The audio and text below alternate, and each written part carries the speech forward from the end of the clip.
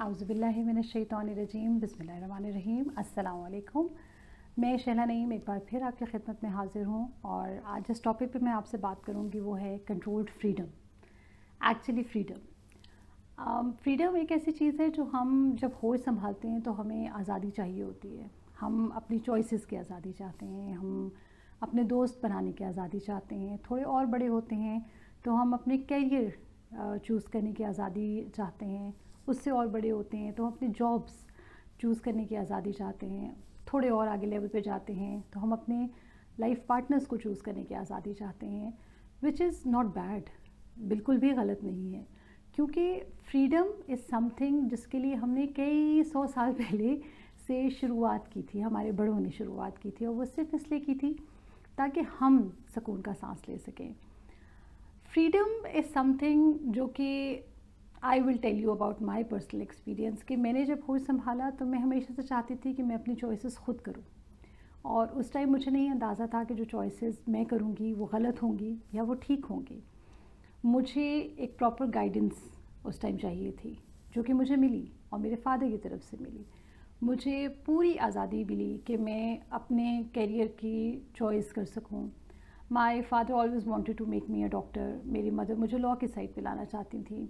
मुझे बचपन से शौक़ था कि मैंने टीचिंग करनी है बिकॉज़ मुझे बात करना बहुत अच्छा लगता है, विच इज़ येस, डॉक्टर बन के भी आप बात करते हैं और लॉयर बन के तो आप बहुत बात करते हैं, बट मुझे उस एज ग्रुप से बात करना अच्छा लगता है कि जिससे you learn when you are talking to a youth. उस एज के बच्चे जिनको आप टीन एज के बच्चे कहते हैं, जो रिसर्चेस कर रहे होते हैं, जिनकी नॉलेज डेफिनेटली आपका एक्सपीरियंस टाइम के साथ इंक्रीज हो रहा होता है, लेकिन उन बच्चों की knowledge with the passage of time उनके सोर्सेज चेंज हो रहे होते हैं जिसकी वजह से उनको नॉलेज मिल रहा होता है। I will come back to my point. और दैट इज़ वन थिंग जिसको आप चूज़ करते हैं, that is basically your career. आप ग्रेड 7 और 8 से सोचना शुरू कर देते हैं कि what you want to be in your life. बहुत सारी जगहों पे ऐसा होता है कि आप अपने बच्चे को बताते हैं कि what your child has to be, but उसमें एट टाइम्स बच्चा बिल्कुल अग्री करता है और आपके अकॉर्डिंगली चलना शुरू कर देता है बिकॉज उसका अपना इंटरेस्ट होता है। बट जब बच्चे का इंटरेस्ट ना हो तो उस बच्चे को प्लीज़ फोर्स नहीं करें, क्योंकि वो शायद आपके प्रेशर में आके पढ़ लेगा, वो बच्चा आपके प्रेशर में आके उस कैरियर को चूज़ भी कर लेगा, बट क्या वो उसके साथ जस्टिफिकेशन कर सकेगा, वो जस्टिफिकेशन जो कि वो उस कैरियर के साथ या उस फील्ड के साथ कर सकता बच्चा जो कि उसकी अपनी चॉइस की होती। फ्रीडम इज़ समथिंग जिसमें आपने अपने बच्चे को एक जगह जाने की परमिशन दी है, but at the same time आपने उससे पहले ये पता कर लिया है कि वहाँ पे किस तरह की कम्युनिटी है, वहाँ पे किस तरह की एक्टिविटीज़ हैं, वहाँ पे किस तरह के फ्रेंड्स हैं, वहाँ पे उन फ्रेंड्स के पेरेंट्स की किस तरह से बिहेवियर होगा। ये सब चीज़ें आप पता करते हैं and then you give liberty to your child to go there.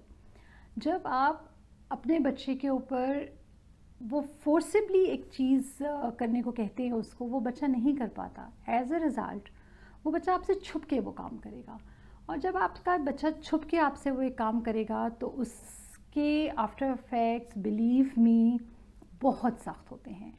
Eight times आप पूरी ज़िंदगी बर्बाद कर देते हैं क्योंकि वो बच्चा इमोशनली डिस्टर्ब हो जाता है, एंड इमोशनली डिस्टर्ब होने के बाद उस बच्चे को स्टेबल करना, taking that child back to a normal life, उसके लिए you take support from different people. So आप अपने घर का एटमॉस्फेयर इतना स्मूथ, इतना फ्रेंडली और इतना स्ट्रॉन्ग रखें कि जब उस बच्चे को पता हो कि मैंने अगर किसी चीज़ की परमिशन ली तो मुझे परमिशन मिल जाएगी। That is a freedom that you are giving to your child. आप उस फ्रीडम के अगेंस्ट वन स्टेप अहेड चलें, और आपका बच्चा जिस तरह से उठ रहा होता है, सो रहा होता है, खा पी रहा होता है, जो प्रोग्राम्स देख रहा होता है, जिस कैपेसिटी में मोबाइल यूज़ कर रहा होता है, आपको अपने बच्चे के आगे से 2-3 साल 4 साल नज़र आ रहे होते हैं। सो बी प्रिपेयर्ड अकॉर्डिंगली। आप अपने बच्चे को कभी भी ये नहीं कह सकते कि तुम फ़ोन पे ये देख रहे थे तो तुमने क्यों देखा। उससे पहले आप अपने बच्चे के ऊपर उस तरह से उसकी अपब्रिंगिंग करना शुरू कर दें, उसकी काउंसलिंग करना शुरू कर दें कि उसको पता हो कि उसे क्या देखना है, क्या नहीं देखना। Set the time for the usages of mobile. उस बच्चे ने कितनी देर मोबाइल यूज़ करना है, कितनी देर टीवी देखना है, कितनी देर पढ़ना है, क्योंकि सारा दिन वो पढ़ भी नहीं सकता। बच्चे को बाहर जाने दें। Let your child go for the grocery, जो कि नियर बाय मार्केट्स होते हैं, और उसमें आप टाइम देखें, आप टाइम को कैलकुलेट करें। Let your child develop the confidence, वो कॉन्फिडेंस जो आपके अपने अंदर है। एंड इस फ्रीडम में ही आपका कॉन्फिडेंस का फैक्टर भी आ जाता है, specially in case of mothers. हमारी सोसाइटी में मदर्स को मोस्टली दबा दिया जाता है। मोस्टली हम ये कहते हैं कि they are not free to take their decisions. Yes, I strongly agree कि फीमेल्स बिल्कुल भी आई विल नॉट से कि बिल्कुल भी डिसीजन नहीं ले सकती हैं, उनमें डिसीजन पावर नहीं होती है। They are very strong in terms of emotions and they are very strong in terms of decisions, but still वो decisions जो कि majorly एक male member of the family ने लेने होते हैं, वो औरत नहीं ले सकती।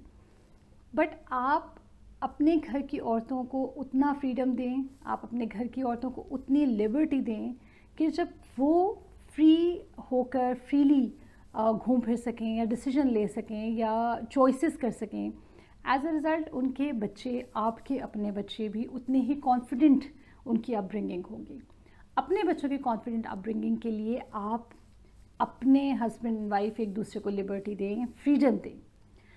Your husband goes on the parties, your husband has female colleagues, let your husband go out, क्योंकि वो फ्रीडम के अगेंस्ट आपका हस्बैंड आपको रिस्पेक्ट देगा। आपके हस्बैंड वॉज स्टार्टिंग इन अ को एजुकेशन कॉलेज या को एजुकेशन यूनिवर्सिटीज़, और आपकी शादी और आपने कहा ठक ठक ठक ठक ठक सब ख़त्म हो जाए, सारे नंबर्स डिलीट हो जाए, सब कुछ ब्लॉक लिस्ट में चला जाए, ऐसा नहीं होता। This mind can not go in a block list. Actually give time to this mind to go in to a block list in terms of something जो कि आप नहीं चाहते कि हो। आप एक दूसरे को स्पेस देंगे, फ्रीडम देंगे, लिबर्टी देंगे, तो बिलीव मी आपकी अपनी फैमिली इतनी स्ट्रॉन्ग होगी कि लोग आपकी फैमिली को एज एन एग्जाम्पलरी फैमिली लेंगे, and this will eventually lead to a better life and a better future. मैं आपसे इजाज़त चाहूँगी, मुझे अपनी दुआओं में याद रखिएगा। अल्लाह हाफ़िज़।